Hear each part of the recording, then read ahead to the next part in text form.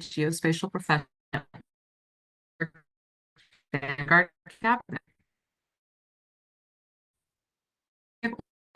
This of people with interest in geospatial topics opportunity to submit questions time we get to one. This is first Mappy for 2025, a second year event, very special guest, the former talent, Sid Pandey, and his current board member. Thanks so much for joining us today. We will get more general responses as tackle many of the submitted questions as possible. But as always, we are our resource.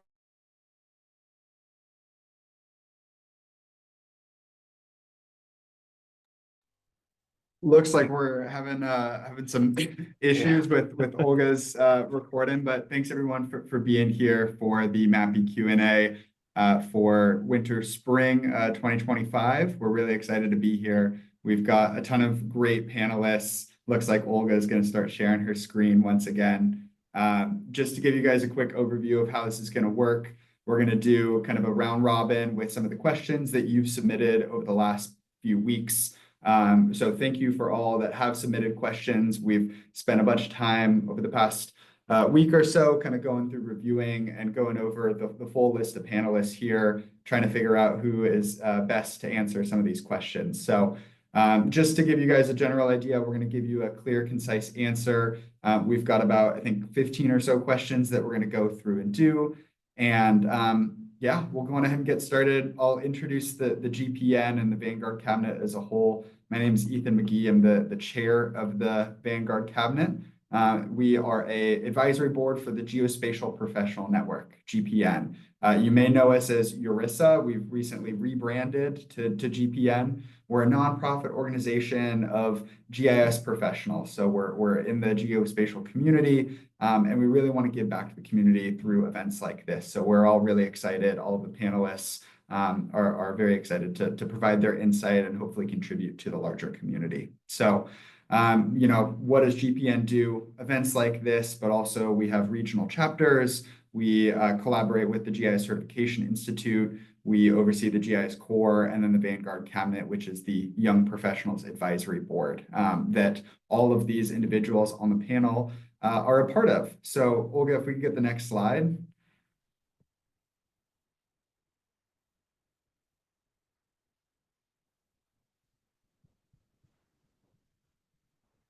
All right, well, we'll stay on here. Basically, I'll introduce the Vanguard Cabinet as a whole.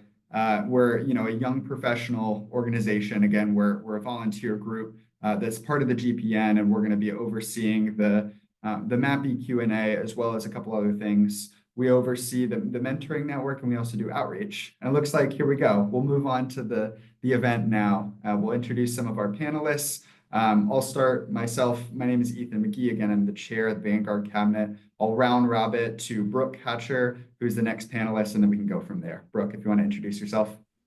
Hi, I'm Brooke Hatcher.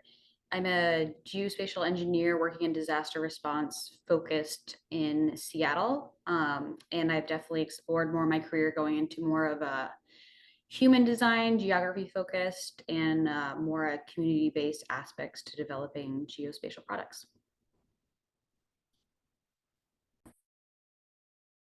Johnny, would you like to go next? Is he on? Yeah, I'm on.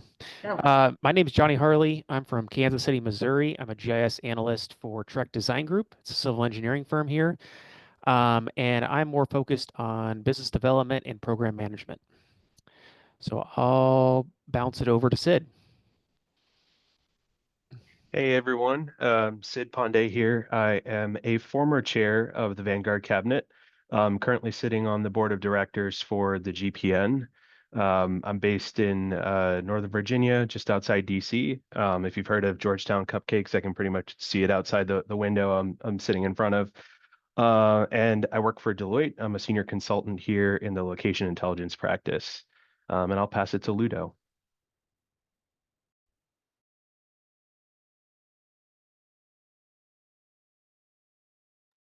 Ludo, I think you might be muted right now. Oh, sorry.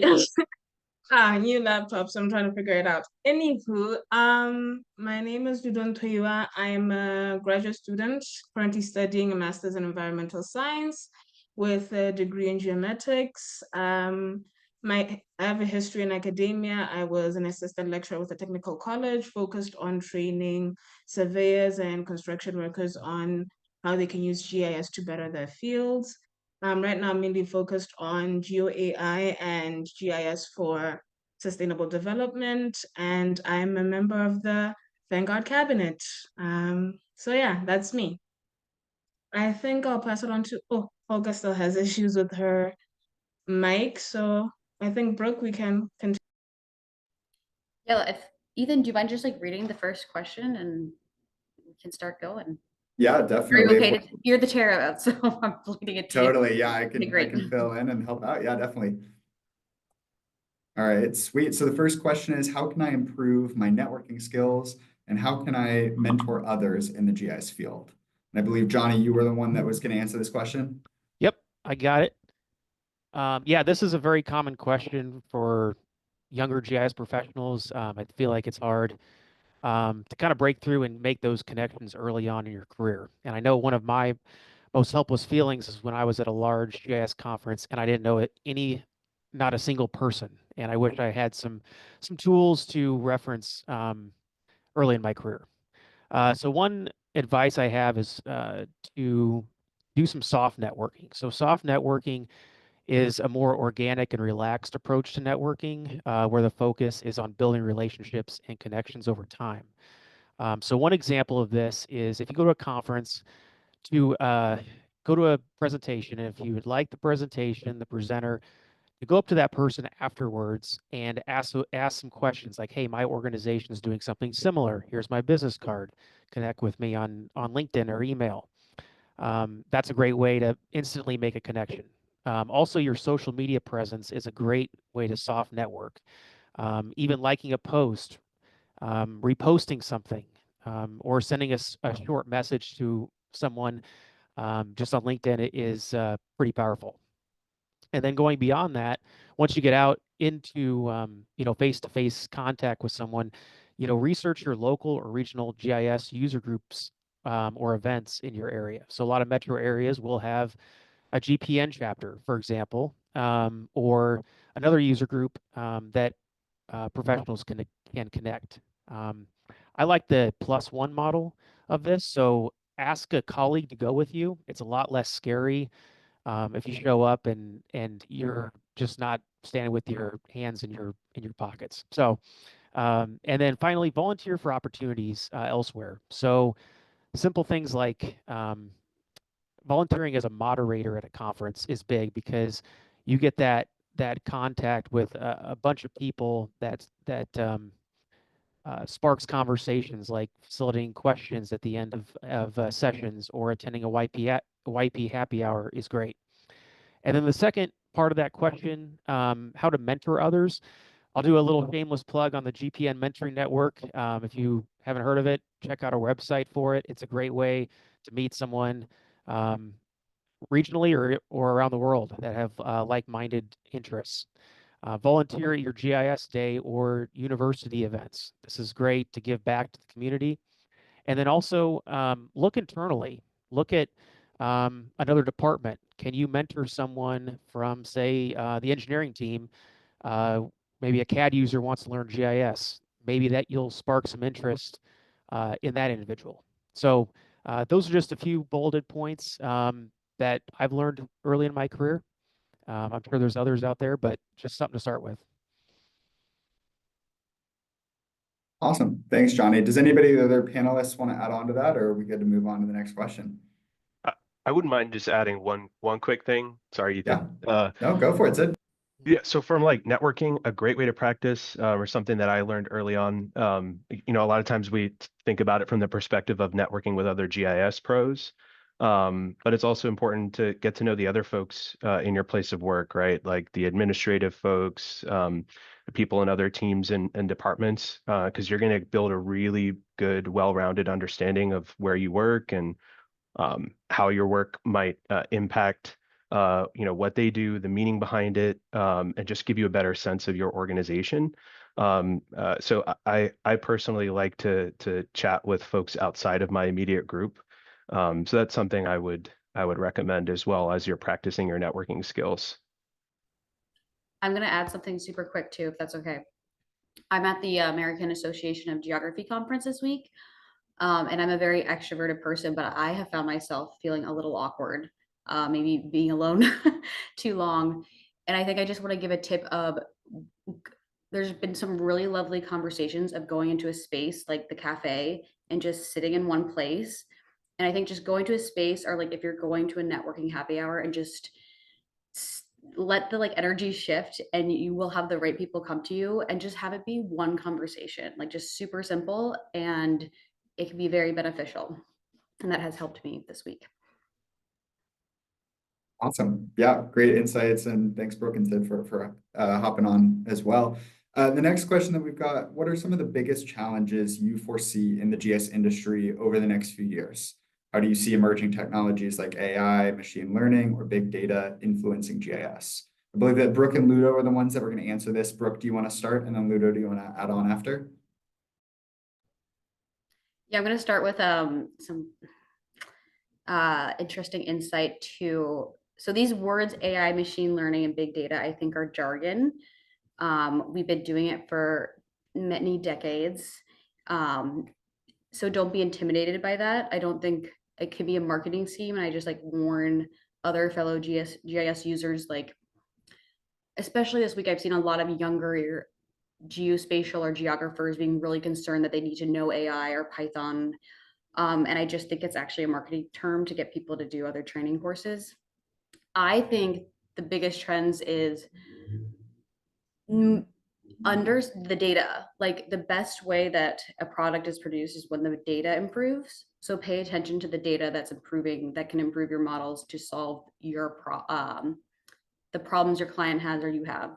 I think some really great examples for me are building structures like Overture. When those elements improve of accuracy and the type of attributes they have, especially for disasters, with how many stories are they, and how many times has this building been flooded, has really improved my workflows. A lot of time with remote sensing, I'm always looking for the best imagery, and it's always improving. So the data, I would say, look at that sometimes more than necessarily the technology. However, I will say, if I had to pick one technology, network analysis has really improved in the past year, and I would keep looking to that and implementing that maybe more in your solutions, and that could impress your boss and teammates.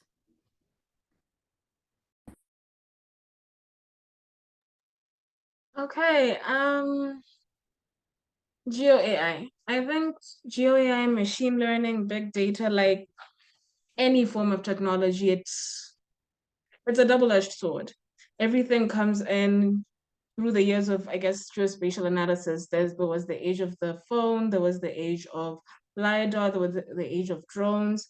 Whenever there's a new technology that comes forward that we can use to improve our processes or make them more efficient or more accurate or more precise, it comes as a double-edged sword, because it becomes a thing of everyone then swarms towards it because, yeah, it makes things better, makes things happen faster, makes things more efficient.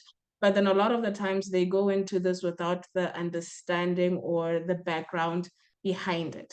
So it's very important that even when you go through, you try and learn these new technologies and try and apply them to your work, you also have the basis of basic geographic analysis, the basic ideas behind spatial analysis. For example, I'm currently working better than me. That's what I was trying to say. Exactly. Because there's always going to be new tools. It's the information, the questions, the geography, the background that makes it unique. Exactly, because again, a few years from now, we'll be talking about something else. So there's always going to be something new, something better. So make sure that you understand the basics and the geographic part, the bones of it. That's what's most important. I'm currently working with Geo AI, and when I first got into it, it just sounded like magic. I press a few buttons and everything is solved in the world. My project is completely done. But after learning more and spending a few years lost in the dark, I finally realized it's not really magic. It's just practice and applying the. Oh. I need to go on the next question. Might as well, Ludo. Yeah, so we'll move on to End the on next that. question. Yeah, awesome. Hi. All right. Oh, looks like Ludo's Sorry. back. Okay, I have no idea what's going on then. Anywho, so again, the important thing is be mindful of that. Also be mindful of things like data integration, be mindful of the tools that are available, how scalable they are, how adapt you are to learning them. A very important tool to have as, I guess, a GIS professional, especially coming in, would be learn Python. Learn Python, and Python will help you understand a lot of the other, I guess, a lot of the other aspects of these emerging technologies, because again, it saved my life. So please learn, but base it off of the bones of what geographic analysis, what geospatial analysis is. Awesome. I think that's it. Great. Thanks, Ludo. Thanks, Brooke. We'll move on to the next question. What's a recommended way to go about exploring more GIS areas for a person who uses GIS in a specific capacity? So, for example, a transportation planner using GIS for analysis at work. I believe Brooke was going to take this question. So, Brooke, I know you've been chatting, but would love to hear your thoughts on this. Yeah, I'll keep this simple. I'm old school and I still love journals and literature reviews. So especially for very specific industries, I would start there. Google Scholar is great. There's free journals and hubs if you can't access them with a student ID. And then a second way that I look into information is the audience. So if I was looking for someone, I'm like thinking about something that's not transportation. I was working on a project that was working with off-roading, like users that wanted to find routes for off-roading. So I just went on social media and I found the top people that are in that industry and sent them a message.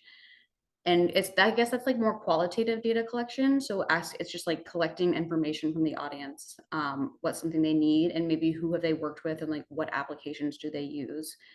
That sends me more on a guiding path to better discover, okay, this is the technology, this is the data, these are the successes, and these are the challenges. I'm going to end on literature. I love a journal. I love a literature review. It's like a hidden gem that we've forgotten about. I'll end on that. Awesome. Oh, I'd also like to add a really good tool, especially adding on to Brooke's basis on journals. I'm a huge fan of journals. Another thing that would be really good for you, try Research Rabbit. Research Rabbit, you search whatever you need and you'll see, as my guy, a plethora of journals that are connected to whatever you're trying to figure out. So I think, again, journals are your best friend. Awesome. And also, All right, also anti-chat GPT, so that can make you unique in your industry if you want to go that route. Yeah. Cool. Move on to the next question. What online resources are available for those who want to further their career from GIS analyst to manager, mentor, and any other senior roles? I'm actually going to be taking this question to start, and any other panelists, feel free to hop on and provide your insights. I think in terms of online resources, there's two sides of it. There's the technical skills of learning additional, GIS techniques, new analysis methods and whatnot, and the way that you can go about that. If you want to, use Esri tools, you can go and find Esri MOOC's massive open online courses. You can find other, instructional, technical lessons through Esri's training platform. If you want to go kind of the open source route, there's a ton of GitHub repositories. There's the Stack Exchange that you can find. Really, I find that the community around, the geospatial industry is vast, and that people are very open to presenting their ideas. And so if you have an idea that you want to find, I have typically found that there's either online publications, there's, people that have talked about it before, there's resources that are out there. It really comes down to your ability to research and know kind of what you're looking for, and really go into the rabbit hole of what, technical skills you want to learn. In terms of the professional development, I find that in terms of an online resource, the community as a whole is a resource. Your network, who you know, especially in the people, maybe in a position above you. If you want to move into a management position, you can find someone in your community that may be a manager and have a little coffee chat with them, a 10-minute call where you ask them a couple questions of, hey, what can I do right now to get to this position in a couple years? And use that network as an online resource.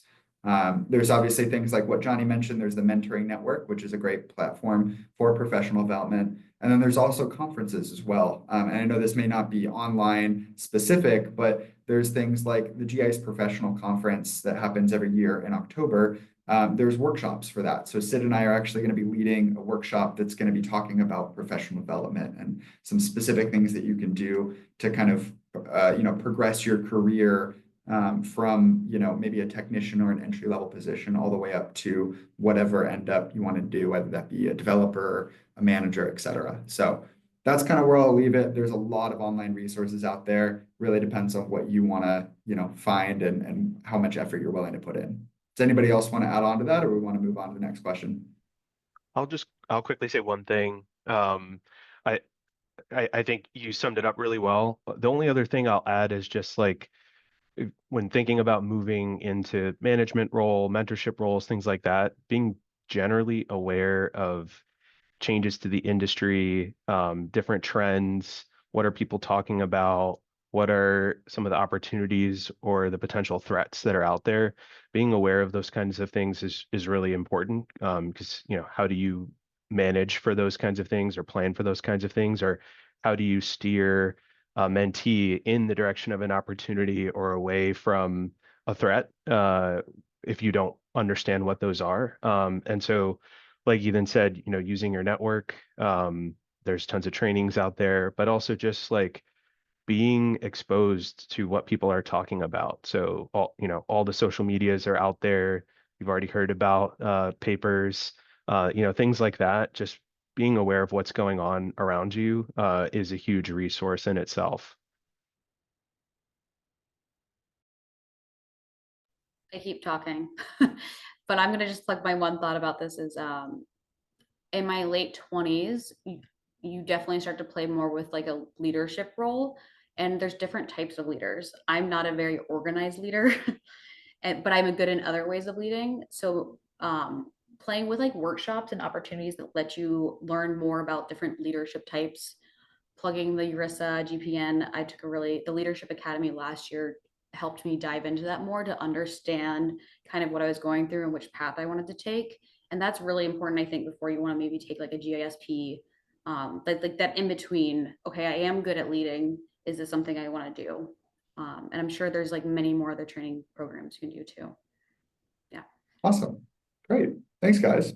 Move on to the next question. How do I, as an intermediate GIS person, be able to come up with solutions that can improve, their business model? How can I develop a strategic vision for GIS in my organization? Big question there. Johnny, I believe you were wanting to answer that if you want to take it away. Yeah, I don't think I'll be able to answer the whole, like in complete, because there's a whole handbook on this called the GIS Management Handbook. If you want to read that, but I did do something similar at my organization over the past few years. So I do have a few lessons learned from that. And it's definitely challenging, especially as an intermediate GIS person, because, you're kind of stuck in the middle. But I did find kind of a way around this. So the first thing you need to ask is, what's the biggest challenge your organization faces? Where do you see the most time or money lost? So that's going to be the first thing, is to identify an organization's workflows. And that would be by shadowing a colleague or reviewing an SOP or something. And then, piling on from your vantage point. So you would probably been in the weeds if you're an intermediate GIS person. You're doing the grunt work. You're maybe developing some of the workflows that probably need improved. So I think technically that person would be able to identify those improvements from there. So then once you identify those questions or those problems, it's all about taking initiative. And I'm a big one about speaking up in meetings early on. So as an intermediate person, it could be intimidating in a meeting with decision makers, right? So I like to speak up early if I have an improvement, because then it doesn't let someone else pass me up so they take my idea, if that makes sense. And then it enables me to find a bad decision before it could be disastrous.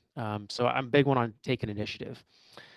Next, you need to identify the return on investment. So a company wants to know, if I'm going to pay you to improve this model, then what's my ROI on it? So that could be tough, and that requires a lot of research and maybe some experience you don't have. So like, this tool could cut delivery times by 15%, saving X amount of money is a good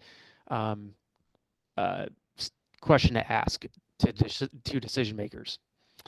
And then the second part of the question, how can I develop a strategic vision for GIS? Again, also a loaded question.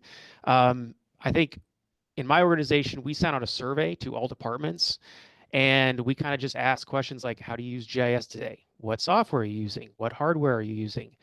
Do you have any data silos or maps outdated? Stuff like that, so you can kind of focus and prioritize different departments. And then also building out a phased vision. So we did like a short-term goals, midterm goals, and long-term goals. So like 0 to 6 months, 6 to 18, 18 plus months. So like maybe 18 plus months is like implementing ArcGIS Enterprise or something. So that gives us time to get pricing and ask those questions to project managers or those other decision makers. And then also, I would recommend keeping up with tech on this, because your strategic vision could change a lot over time. So just keeping up on what's currently trending in my industry, what's important in the company's eyes. So those are just a few lessons learned from my experience. So does anyone else have anything on that? Oh, I think that was a great answer, man. You really covered, that's a big question. I think you answered it really well. We'll move on to the next one if that's cool with everyone else. So we got question 6. How do you approach continuous learning in such a rapidly evolving field like GIS? So I'm going to go on ahead and start to answer the question. I believe we got maybe 1 or 2 other people that are going to hop on as well. One of the biggest things that I find, because GIS, the geospatial community, changes so quickly, the community, the people that are very important. I mentioned earlier in the online resources, but I think this could apply to the rapidly evolving aspect of it, in the sense that, the GIS community changes. I believe Ludo and Brooke were mentioning it earlier, and really the people that and are able to converse with are the people that are going to be able to follow and help you through that, evolving learning mindset. So staying connected to the GIS community, whether that be online or in person in your local regional group or a larger organization like GPN, knowing people that are able to help you and have conversations with to stay up to date is really important. Currently, what I'm doing, I'm following the modern GIS movement. So branching away from strictly Esri tools and incorporating new open source technologies as well, and exploring some of that. Looking at some open source, some cloud-based approaches, and seeing what the difference between that and maybe an Esri-based approach might look like. And again, I've found that the connections that I've made have been super helpful along the way. So when I started out doing this, I had no idea that there was even, alternative solutions. And through the people that I've chatted with, I've learned a ton, and I'm sure I will continue to learn. So I would say rapidly evolving field is both amazing and a little bit stressful at the same time. And having, people in your community definitely helps with staying up to date. But would love to hear other thoughts from people in the panel.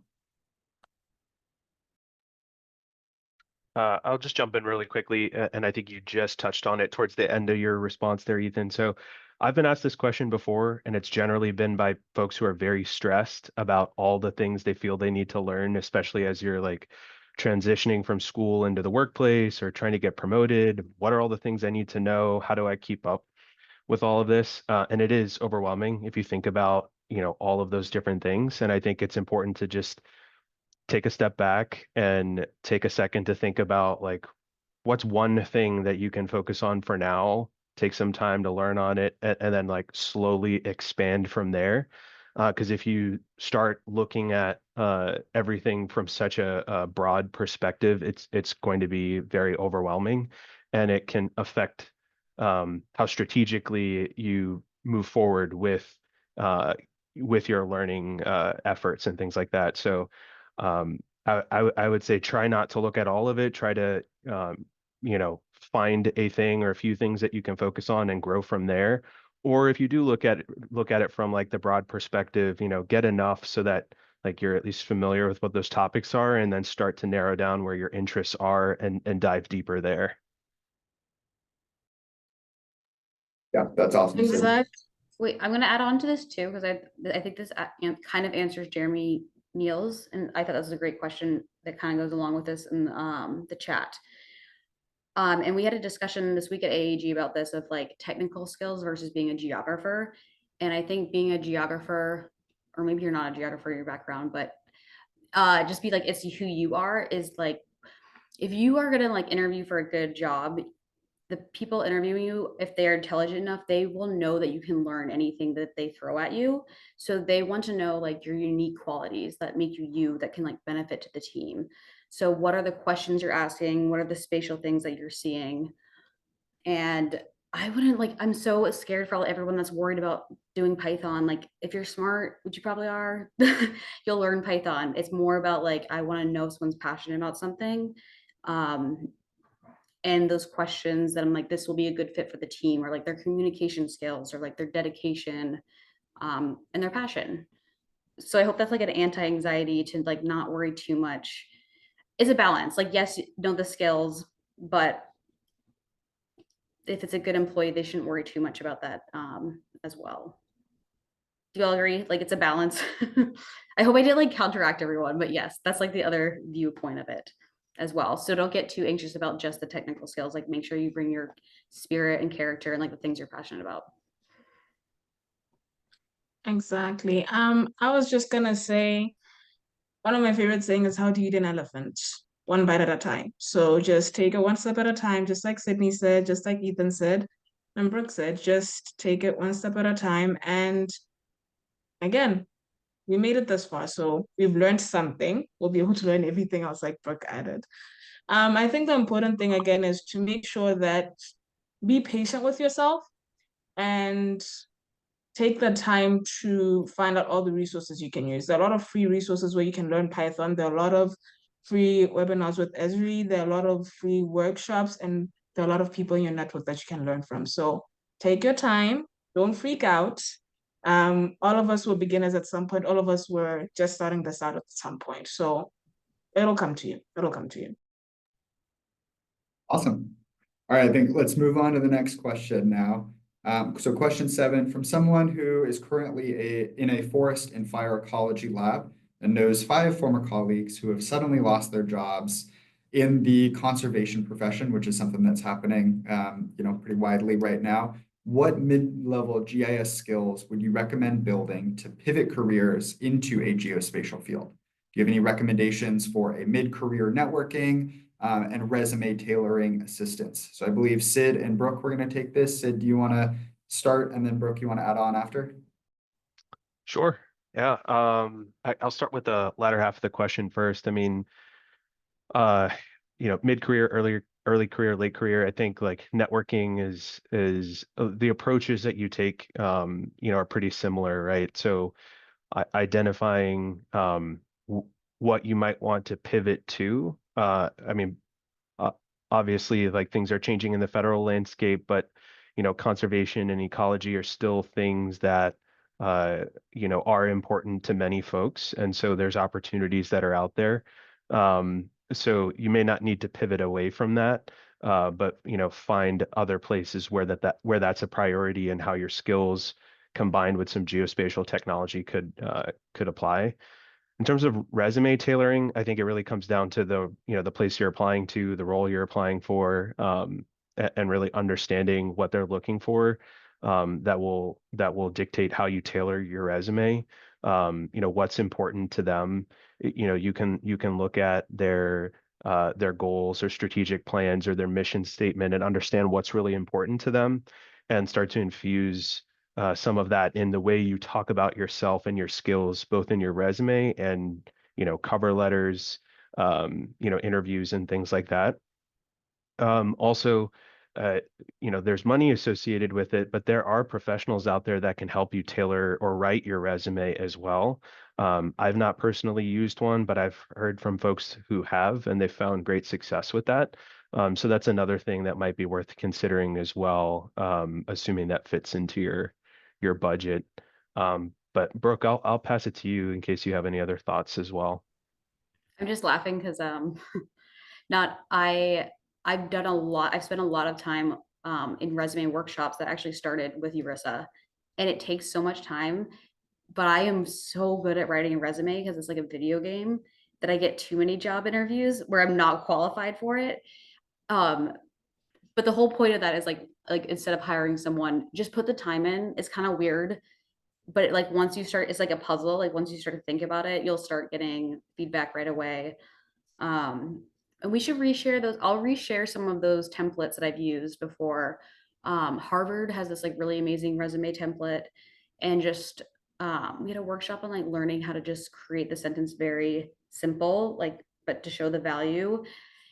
ChatGPT is a great way to organize it, but do not send like the final ChatGPT resume because they will deny you, or I would not like that. So that's like some random information.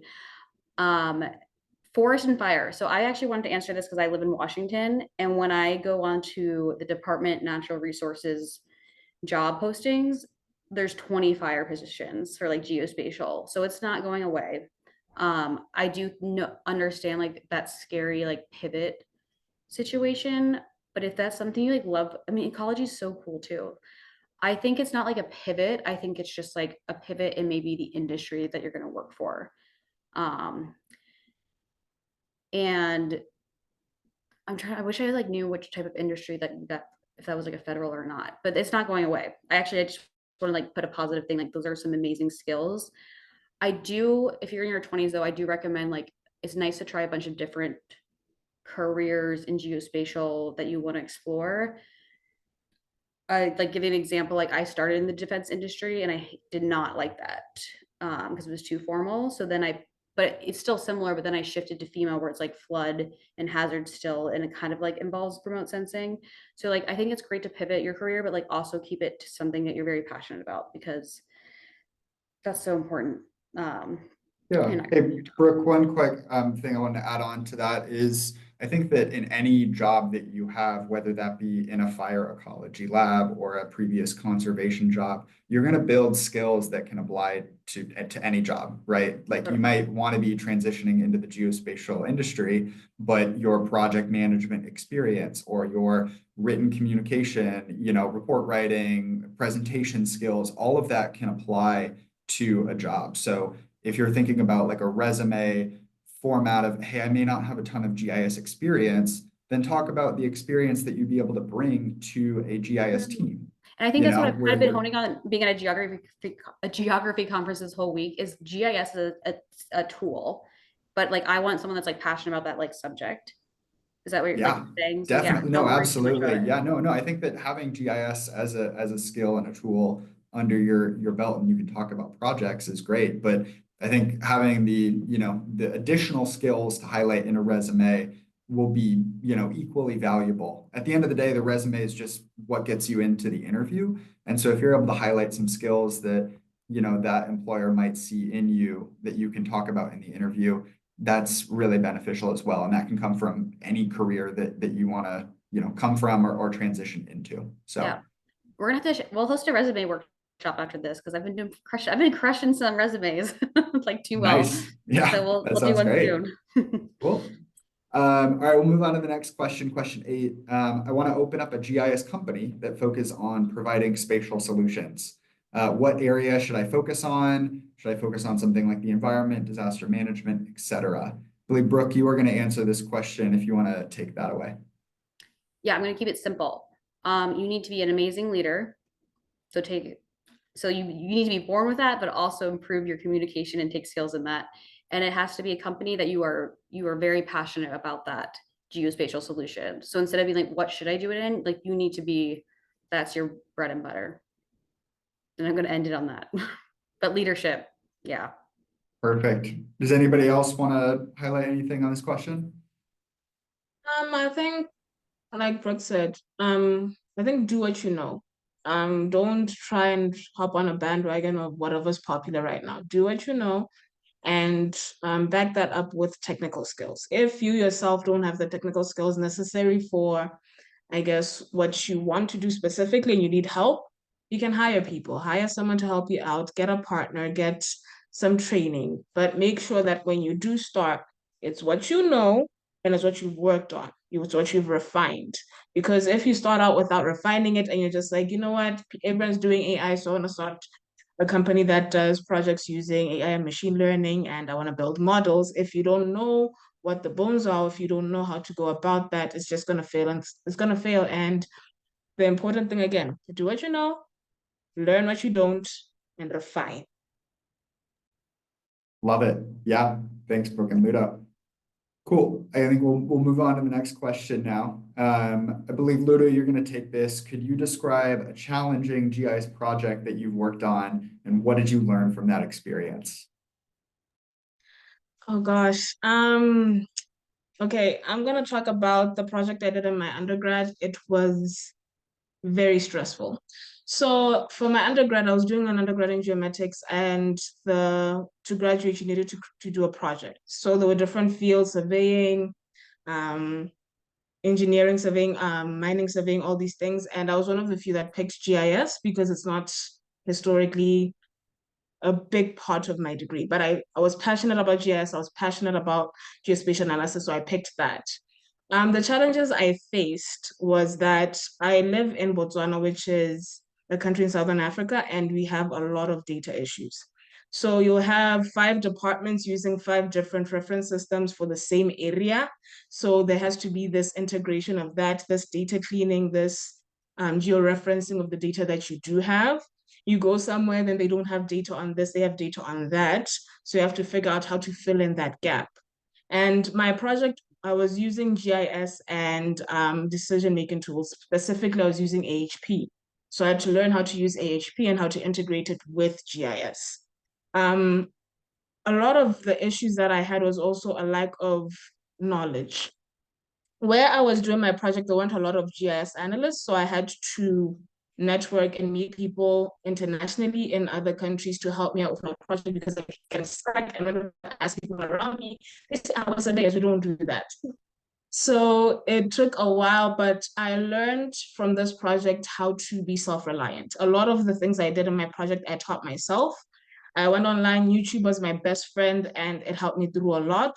I learned how to network. I talked to so many people I still haven't met to this day who helped me get my degree because I called them and I was telling them, I don't understand how to do this. Please explain it to me.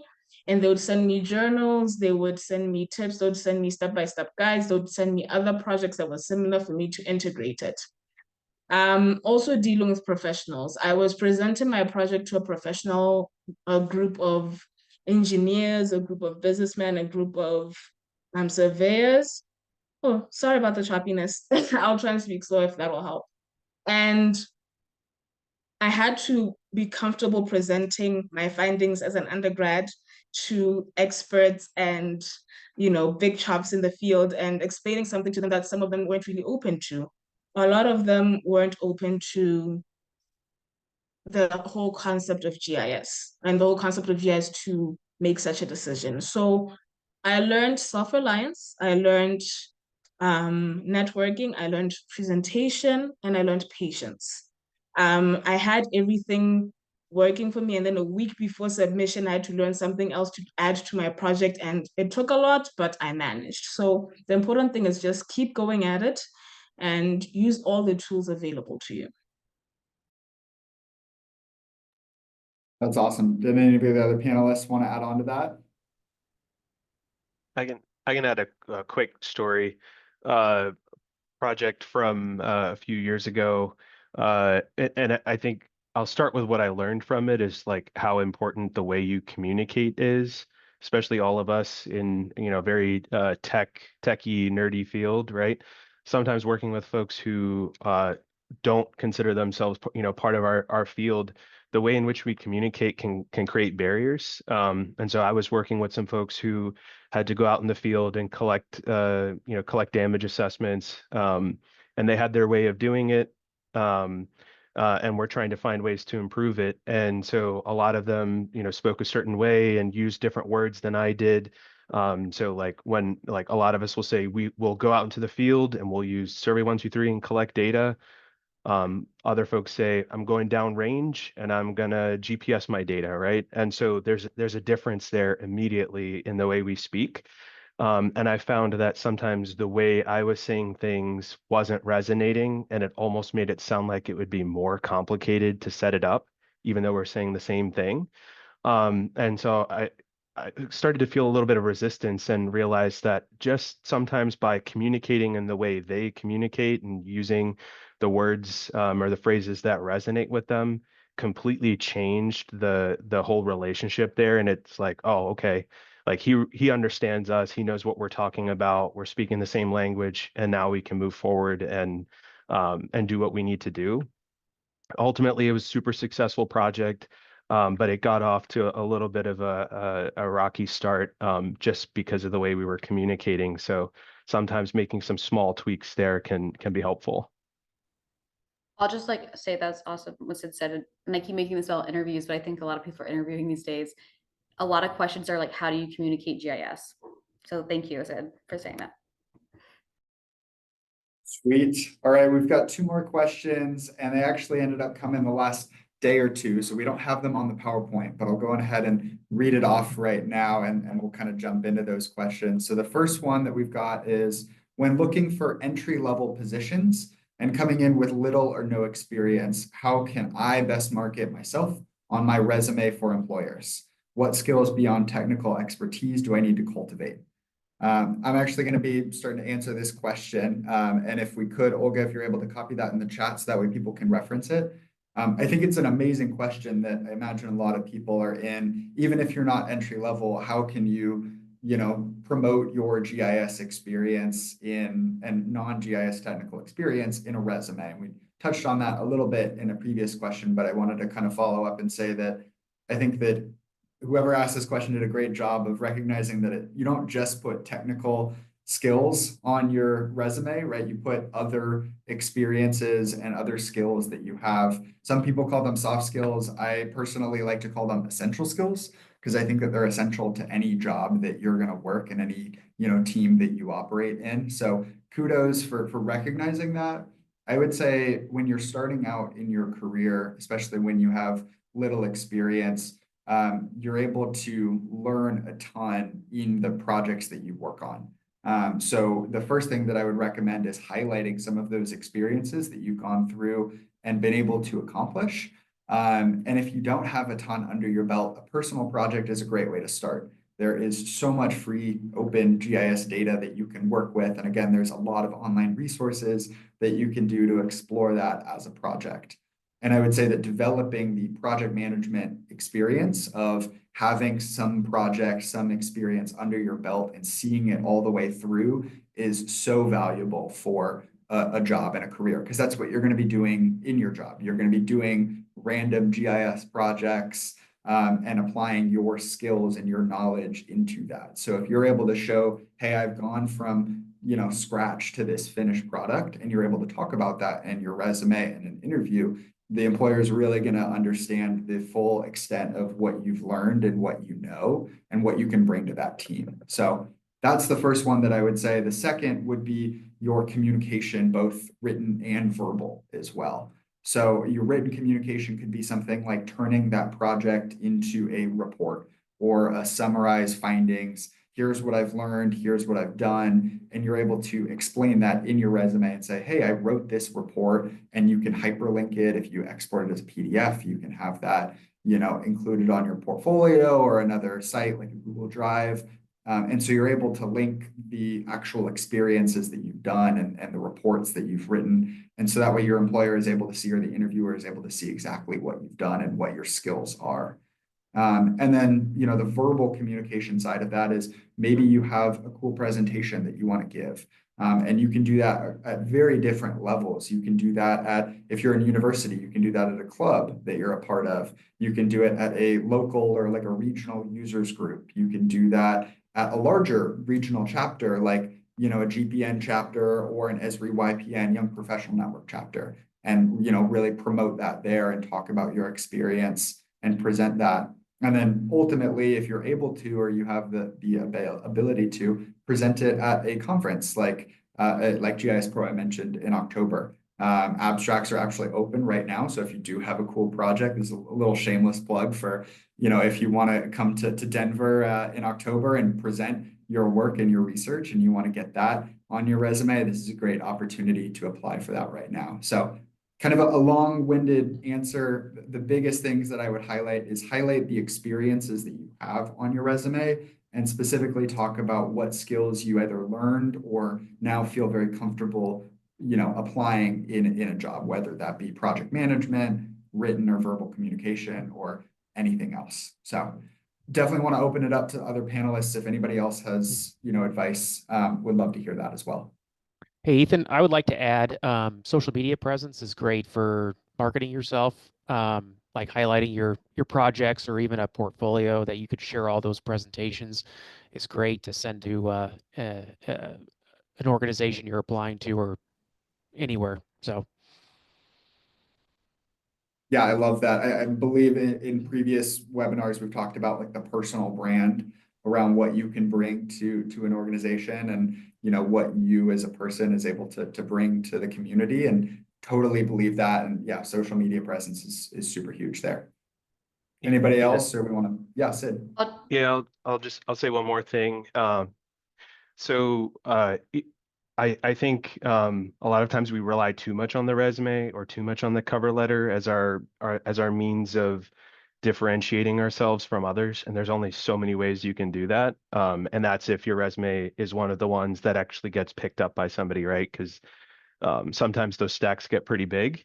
I think also just like the simple act of reaching out to somebody, like I've had plenty of people reach out to me on LinkedIn and just say, hey, I want to set up a coffee chat, want to introduce myself, learn a little bit about you, your organization. And naturally in those conversations, you get to inject a little bit of who you are, why you're different, why you might be a good fit, and kind of related to what Brooke was saying earlier. It's like you get to know that person a little bit and understand, like, would I even like working with them? Do they seem like a good fit for our culture and our team? And sometimes those conversations alone can be enough to create that like differentiator for yourself. In addition to what you might put on your resume. And then the last thing, and this kind of relates to what Ethan was saying, like don't discount your club and activity work. It doesn't all have to be about your GIS experience and your technical training.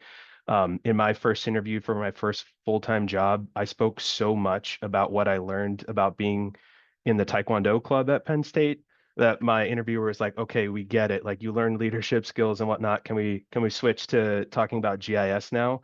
But that was where I gained so much of how I communicate, how I work with people, how I deal with conflict, how I manage my time, and all of that plays into what you do as a professional when you come into the working world. So don't discount any of that. All of that stuff should be on your resume and should be things that you talk about when you're interviewing as well, because it's all valuable experience. And Brooke, I'm sorry I cut you off earlier. No, I was just at I was at a mentoring AG hosted event, and I forgot his name, but he was very lovely, and he reminded me that you need to talk about those things because you don't know what's going to click. It's like so unique, but someone might be a martial art. They just get it. Like, and if someone came to me and they're like, oh, I've done like a 400 yoga teacher training class, I would hire them in a second because that's so much leadership skills. So like, yeah, you have to, I'm just seconding, be yourself, like make sure you bring up those things. It'll click with someone, and then it's also who you are, so it'll be a good fit. Awesome. All right, we'll move on to the last question. Again, we don't have it on the PowerPoint, but I'll read it off and Olga will put it in the chat as well. And I believe, Sid, you're going to take this question. What is the best place to find paid internships, part-time opportunities, or positions in research for students in GIS? What would your advice be to an undergraduate student who wants to make it big as a geospatial data analyst? Yeah, there's kind of two parts to that. Well, there are two parts to that question, right? So the first part, I don't know that there is a best place. There are a lot of really good places to find that information. I mean, if you're a student, highly recommend connecting with your advisors, your professors, other students, a lot of folks who are going to be aware of where the opportunities are. Obviously the job fairs, check out your career centers. Like there's a lot of opportunities out there.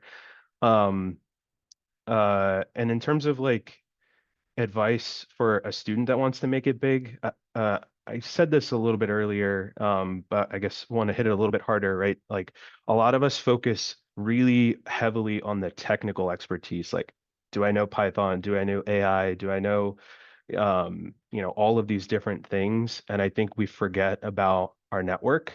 And we aren't always as focused on like when I transition from school to the workplace, do I know anyone beyond my immediate place of work? And I think that is something that's so valuable. So like there are student chapters for a lot of the professional GIS organizations that are out there. GPN, USGIF, all of these other organizations have groups that you can be a part of. And then of course, like there are local chapters for GPN and these orgs. I highly recommend getting involved in those because your network is the best way for you to find opportunities, differentiate yourself, and build your presence in the industry. So I'll end with that, and I don't remember who was next after me, but I'll pass the mic. No, I think that's a great place to kind of wrap up, Sid. Yeah, definitely want to highlight that yes, technical skills are really important, but essential skills are as well. So we're gonna have some closing thoughts right now. Thank you everyone for attending. Just want to point out that in the chat there were a bunch of other people providing their insights. So really appreciate you taking the time there to provide your insights and foster that discussion. Ultimately, that's what we want to do. Just want to highlight there's a QR code right here that has future GPN events. So if you're interested in this one, want to continue and want to get more involved in the GPN, I know that's what a lot of our panelists talked about. This is a great place to start. There's in-person, virtual options. So something for everyone. And ultimately, we all want this geospatial community to grow, and it's been fantastic. And so if you're able to come to an event or interact with us on social media or pop into a local regional meeting and say hi, that's ultimately what we want out of this. So thank you all for attending. Definitely keep staying tuned with the GPN, with the Vanguard cabinet as well. If there's a question that maybe you didn't get answered, you can go through and ask that for a future one. We're going to be doing Mappy Q&As every quarter. So my favorite thing about the webinars is like I love when people reach out to me on LinkedIn and ask questions. So if you attended this, you get special attention. Like I love asking questions. So please message us. Absolutely. Yeah. Thank you, Brooke, for saying that. Yeah. I mean, all of the panelists here have LinkedIn, and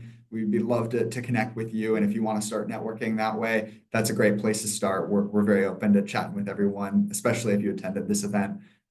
So thank you all for being here. Again, if you've got future questions, there will be opportunities to get those answered by future panelists as well. And hope you have a great rest of your week. Thanks again, and look forward to chatting in the future. Take care, everyone.